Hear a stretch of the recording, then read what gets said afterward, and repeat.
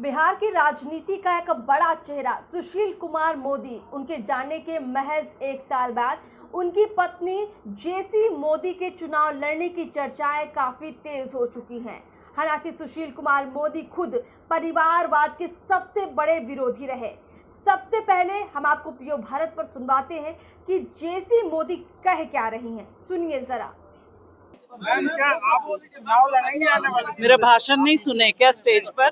बहुत गलत बात। चुनाव लड़ सकती हैं आप? हाँ, लड़ सकते। जी, इच्छा है आपकी मैडम? मैम, आपने बधाई दिया है, क्या राजनीति में आने की इच्छा है आपकी?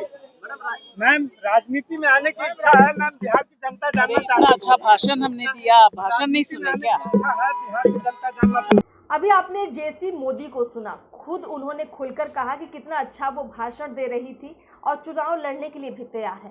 लेकिन सवाल ये पैदा होता है कि क्या बीजेपी उनको टिकट देगी। दूसरा सवाल ये है कि क्या जेसी मोदी को चुनाव लड़ना चाहिए, क्योंकि सुशील मोदी की विचारधारा तो कुछ और ही थी। चर्चा करेंगे राजनीतिक विश्लेषक प्रदीप झा के साथ। सर देखिए, अभी खुद जेसी मोदी का एक वीडियो काफी चर्चा में है, जिसमें वो कहती है कि वो चुनाव लड़ने के लिए तैयार है। बिहार की राजनीति में सुशील मोदी की जगह क्या है, उनकी ताकत क्या रही है बिहार में, हर कोई वाकिफ है। और अब 2025 में उनके जाने के बाद अगर उनकी पत्नी चुनावी मैदान में उतरती है तो निश्चित रूप से बीजेपी को कहीं ना कहीं एक बड़ी मजबूती मिलेगी। तो कुल मिलाकर आपको क्या लगता है, अचानक से उनके राजनीति में आने की ये जो चर्चाएं शुरू हुई, उनकी जो ये इच्छा जागृत हुई, आपको क्या लगता है बीजेपी उनको टिकट देगी, कहां से देगी? इस तरह के कई सवाल है, अगर इस पर कुछ आप प्रकाश डालें। अर्पिता, देखिए एक चीज, सुशील मोदी की पत्नी है जेसी मोदी उर्फ जेसी जॉर्ज, और सुशील मोदी जब से चुनावी राजनीति में आए 1990 से, तब से जेसी मोदी कई बार उन्होंने कहा है भी कि वो लगातार सुशील मोदी के राजनीतिक सक्रियता का विरोध करती थी, खुद विरोध करती थी, और कई बार वो कहा करती थी कि मैं छोड़ के चली जाऊंगी तुमको। ठीक है, सुशील मोदी कहा करते थे कि नहीं, मैं मना के ले आऊंगा। ठीक है, अब आप समझने का प्रयास कर सकती है कि रिश्ता कैसा है। नंबर वन, ये तो व्यक्तिगत बातें हो गई, व्यक्तिगत संबंध मेरे जैसे व्यक्ति का भी रहा सुशील मोदी से कभी, खैर वो सब अलग विषय है। लेकिन कल से एक बयान चल रहा है जेसी मोदी का कि वो चुनाव लड़ सकती हैं अगर पार्टी लड़ाना चाहे तो। अगर लड़ने की बात होगी तो मुझे ऐसा लगता है कि कुम्हरार विधानसभा सीट ही वो सीट होगी जहां से वो लड़ना चाहेंगी, और पार्टी भी लड़ाना चाहेगी। ये बात अलग है कि उनको लड़ाना चाहिए, नहीं लड़ाना चाहिए। सुशील मोदी जीवित होते तो ऐसा चाहते या ना चाहते, ये अलग एक विषय है। लेकिन अगर जेसी मोदी चुनाव लड़ना चाहेंगी और पार्टी लड़ाना चाहेगी, तो आज की स्थिति और उनके बयान का सारांश यही है कि वो चुनाव लड़ने को तैयार हैं। ठीक है, एक प्रोफेसर रही है, प्रोफेसर के रूप में रिटायर कर चुकी है, और निश्चित रूप से उनके सामने ऐसा प्रस्ताव मुझे भी पहले भी सुनने में आ रहा था कि उनके परिवार में ये प्रस्ताव कई लोगों ने दिया कि या तो अक्षय अमृतांश, जो सुशील मोदी का छोटा बेटा है, अक्षय अमृतांश, उसके भी चुनाव लड़ने की बातचीत चल रही है कुम्हरार विधानसभा सीट से। और अब जेसी मोदी खुद आ रही है, तो अब देखना है कि पार्टी किसके नाम पे विचार करती है, बीजेपी किसे टिकट देती है, ये तो बीजेपी के प्रवक्ता ही बता पाएंगे। और बीजेपी, मुझे नहीं लगता कि प्रवक्ता भी आज की डेट में बताने की स्थिति में होंगे, क्योंकि सुशील मोदी का कद इतना बड़ा रहा है कि उनके परिवार के बारे में फैसला मुझे नहीं लगता कि बिहार के राज्य स्तर के कोई नेता करेंगे। ये फैसला जब भी होगा तो ये फैसला नरेंद्र मोदी, अमित शाह और जेपी नड्डा के स्तर पर ही होगा कि सुशील मोदी के पत्नी को टिकट मिलना चाहिए या नहीं मिलना चाहिए, सुशील मोदी के पुत्र अक्षय अमृतांश को टिकट मिलना चाहिए या नहीं मिलना चाहिए। ये फैसला मुझे लगता है कि नरेंद्र मोदी, अमित शाह और जेपी नड्डा के स्तर पर ही होगा, दत्तात्रेय होसवाले के स्तर पर होगा। ठीक है, मुझे नहीं लगता कि बीजेपी के प्रदेश स्तर के नेता इसका फैसला करेंगे। प्रदीप जी देखिए, कहीं ना कहीं सुशील मोदी की जो राजनीतिक विरासत रही है, बिहार में एक बड़ा तबका है जो सुशील मोदी का फैन है, उनका फॉलोअर्स है, और एक अच्छा खासा वोट बैंक भी है सुशील मोदी का। और शायद इसीलिए बीजेपी भी चाहेगी कि जो समर्थक सुशील मोदी के हैं और जो काम सुशील मोदी का बिहार में रहा है उस विरासत को आगे बढ़ाया जाए, उस राजनीतिक परिवार से कोई ऐसा शख्स बाहर आए जो आगे काम कर सके, जो बिहार में बीजेपी को उसी लेवल पर मजबूत कर सके जैसा कि सुशील मोदी क्या करते थे। अब उनके परिवार से मान लीजिए उनकी पत्नी जेसी मोदी खुद चुनाव लड़ना चाहती है, तो अपने आप में वो दिलचस्पी दिखा रही, इसका मतलब ये है कि उनको भी राजनीति की समझ रही होगी। अगर मैं आपसे सवाल ये लूं कि सुशील मोदी की जो राजनीतिक ताकत रही है, जो समझ रही है, जो तौर तरीके रहे हैं, साथ में तो रहती थी जेसी मोदी भी, देखा करती रही होंगी कि कैसे वो नेताओं से डील करते हैं, रणनीतियां कैसे बनाते हैं, उनके काम का तरीका क्या होता है, कितने घंटे सुशील मोदी राजनीतिक जीवन में देते थे। ऐसे में जेसी मोदी कितनी फिट लगती हैं आपको राजनीति के लिए? अर्पिता, मैं खुलकर बोलने का आदी रहा हूं, बेईमानी करना आता नहीं है, इसीलिए मैं स्पष्ट रूप से आपकी बात का कॉन्ट्रडिक्ट में करूंगा कि सुशील मोदी के यहां पर फैन फॉलोअर्स हैं, नहीं है।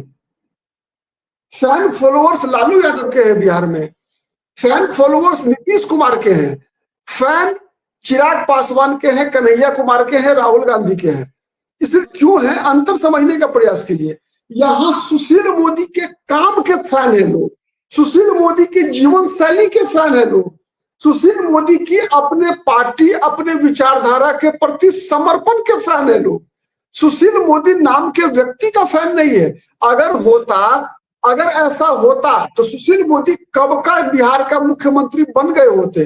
क्योंकि अपनी पीढ़ी में अगर देख लीजिए, अगर उनकी पीढ़ी का अगर मैं 3-4 बड़े नेताओं का नाम लूं तो लालू प्रसाद यादव, नीतीश कुमार, सुशील मोदी, रामविलास पासवान, अश्विनी चौबे, ऐसे जितने भी ये नाम मैंने गिनाया अभी आपको, इनमें ज्ञान, समझ, दूरदृष्टि और समाज और राज्य के प्रति समर्पण सुशील मोदी में सबसे अधिक था। लेकिन चूंकि सुशील मोदी का कोई फॉलोअर नहीं था, अंधभक्त नहीं था कि तुम कितने भी भ्रष्ट होगे तब भी तुम्हारे लोग तुमको वोट डालेंगे ही डालेंगे, तुम कितने भी बड़े पापी हो तब भी तुम्हारे साथ रहेंगे या रहेंगे ही, जैसे कई नेताओं के हैं बिहार में। तो बिहार में तो जाना जाता है कि अपराधी बाहुबली को भी अपनी जाति के नाम पर जो है अपना सिरमौर, अपना रॉबिनहुड स्वीकार कर लेता है। ठीक है, हजारों करोड़ का घोटाला करने वाला, चपरासी की नौकरी देने वाले को भी बिहार अपना नेता मान लेता है। ये अलग विषय है, मैं उस पर नहीं जाना चाहता। लेकिन सुशील मोदी का फैन नहीं है।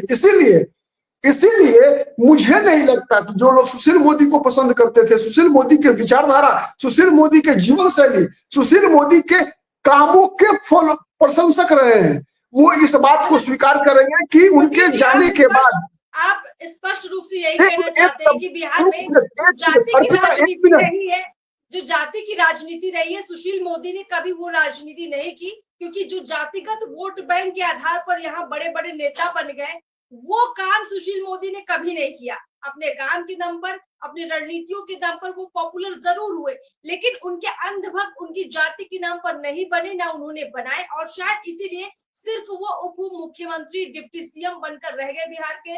जो मुख्यमंत्री की कुर्सी के सबसे काबिल व्यक्ति थे वो उस कुर्सी तक नहीं पहुंचे, क्योंकि उन्होंने ऐसे अंधभक्तों की भीड़ नहीं तैयार की जाति के नाम पर बिहार में। और उनकी जाति के लोग भी शायद बिहार में उस संख्या में है भी नहीं कि वहां एक अपने आप फैन फॉलोइंग बन जाए, जो सिर्फ सुशील मोदी को जाति के रूप में देखकर वोट डाले, उनके पीछे पहुंच जाए, रैलियों में भीड़ तादाद इकट्ठा कर ले। और इसीलिए रणनीतिक रूप से, वैचारिक रूप से, राजनीतिक समझ के रूप में सुशील मोदी एक बड़ा स्तंभ है, न सिर्फ बीजेपी के लिए बल्कि अन्य पार्टियों के लिए भी। इसीलिए प्रदीप जी, मैंने आपसे सवाल लिया कि इतने बड़े आधार का अगर बीजेपी इस्तेमाल करना चाहे, बीजेपी अगर उसका राजनीतिक कहीं ना कहीं संवेदना जुटाना चाहे, तो क्या उनकी पत्नी उस काम में सफल हो पाएंगी? मेरा ये सवाल है आपसे। नहीं, मुझे नहीं पता कि सफल हो पाएंगी या नहीं हो पाएंगी। ठीक, लेकिन मैं एक व्यक्ति के रूप में, एक राजनीतिक विश्लेषक के रूप में, सुशील मोदी की पत्नी को अगर अभी विधानसभा का चुनाव में टिकट दिया जाता है तो मुझे लगता है कि सुशील मोदी की आत्मा जरूर रोएगी। सुशील मोदी जिस राजनीति का विरोध जीवन भर जिन्होंने किया कि परिवारवाद की राजनीति का विरोध, चूंकि वो पटना सुशील मोदी का कर्म क्षेत्र रहा है। सुशील मोदी कभी नहीं चाहते कि उनके जाने के तुरंत बाद बिना पार्टी में काम किए, हाँ अगर जेसी मोदी अगर 5 साल बीजेपी का काम करें, अगर अक्षय अमृतांश उनका पुत्र अगर बीजेपी के लिए काम करे 5 साल 7 साल, उसके बाद टिकट मिले तो मैं समर्थन करूंगा। लेकिन आज जबकि उनकी बीजेपी में कोई योगदान नहीं है, उन्होंने काम नहीं किया है, संगठन में सक्रियता नहीं है, तो अगर बीजेपी अगर टिकट देती है केवल इसलिए कि वो सुशील मोदी की पत्नी है या सुशील मोदी का बेटा है, तो मुझे ऐसा लगता है व्यक्तिगत रूप से, भले ही बहुत सारे लोग मुझसे इस बात को स्वीकार नहीं करेंगे, लेकिन मैं ये कहने का साहस रखता हूं कि सुशील मोदी की आत्मा रोएगी ये देखकर कि उनके जाने के बाद उनके कर्म क्षेत्र में पार्टी के कार्यकर्ता को टिकट न देकर उनके परिजन, देखिए एक पटना में ऐसे सैकड़ों बीजेपी के पास नेता हैं, कार्यकर्ता हैं जो कि सपना देखते हैं कि भाई कभी तो मेरा भी नंबर आएगा। कभी अरुण सिन्हा सपना देखा करते थे कि सुशील मोदी विधानसभा छोड़कर लोकसभा चुनाव लड़ेंगे तो उनका वो भी एमएलए बन सकते हैं, टिकट मिल सकता है। अब जब अरुण सिन्हा का ग्राफ नीचे आ रहा है, क्यों नीचे आ रहा है मैं बता दूं, थोड़ा जोड़ दूं मैं। 2010 में अरुण सिन्हा 67,000 वोट जीते थे, 67,000 वोट से। 2015 में उनका मार्जिन घट के आ गया 37,000 पर, 2020 में 27,000 पे आ गया मार्जिन, तो उनका ग्राफ गिर रहा है। तो अब गिरते हुए ग्राफ के दौर में बीजेपी के कई कार्यकर्ता है, कई नेता है जो ये ख्वाब पाल के बैठे हैं वर्षों से कि कभी अरुण सिन्हा बुजुर्ग होंगे, इनका ग्राफ गिरेगा तो मेरा भी नंबर आएगा। अब बताइए उस नंबर को जो व्यक्ति लाइन में नहीं है, आप कहती है ना जब बस स्टैंड में भी बस पे चढ़ने जाती है, ट्रेन में जाती है, सिनेमा हॉल में जाती है, तो भाई नंबर से आइए आप,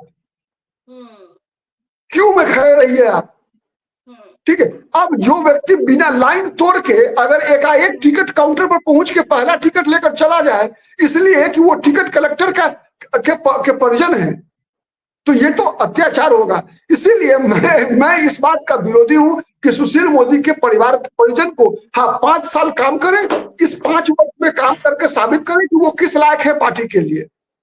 आपने पूछा ना कि किस प्रकार से योगदान दे सकती है, तो मैं कह रहा हूं पार्टी में साबित करें कि वो किस लायक है, चाहे वो पत्नी हो चाहे बेटा हो, और फिर 2030 के विधानसभा चुनाव में वो अपनी दावेदारी करें, मेरे जैसे लोग भी समर्थन करेंगे उसका। ये अनुकंपा के आधार पर टिकट नहीं मिलना चाहिए, आपका कहना है कि चूंकि भारतीय जनता पार्टी हो या कोई भी राजनीतिक दल हो, ये सेवा करने के लिए, जनता के लिए राजनीतिक दल बनाए जाते हैं और सत्ता में जो आता है इसी भाव के साथ आता है कि उसे जनता के लिए काम करना है। तो पहले जनता के बीच जाना जरूरी है, जनता के मुद्दों को समझना जरूरी है, और जनता जब स्वीकार कर ले आपको नेता के रूप में कि आप उनकी समस्याओं पर काम कर सकते, तभी आपको चुनावी राजनीति में आना चाहिए और तभी कायदे से किसी भी पार्टी को ऐसे व्यक्ति को टिकट देना चाहिए। और कहीं ना कहीं आपने ये जायज बात की है कि तमाम कार्यकर्ता भी कुम्हरार से इंतजार में बैठे हैं कि उनको टिकट मिलेगा, और ऐसे में अचानक से जिस तरीके से सुशील मोदी की पत्नी का नाम सामने आ रहा है, थोड़ी उनमें निराशा जरूर हो सकती है, लेकिन बीजेपी रणनीतिक रूप से यहाँ काम करेगी। बीजेपी भी देखेगी कि संवेदना की लहर भी है सुशील मोदी के प्रति। चुनाव जीतना भी एक अहम हिस्सा होता है किसी भी राजनीतिक दल का, तो देखते हैं कि इसमें आगे बीजेपी क्या निर्णय लेती है।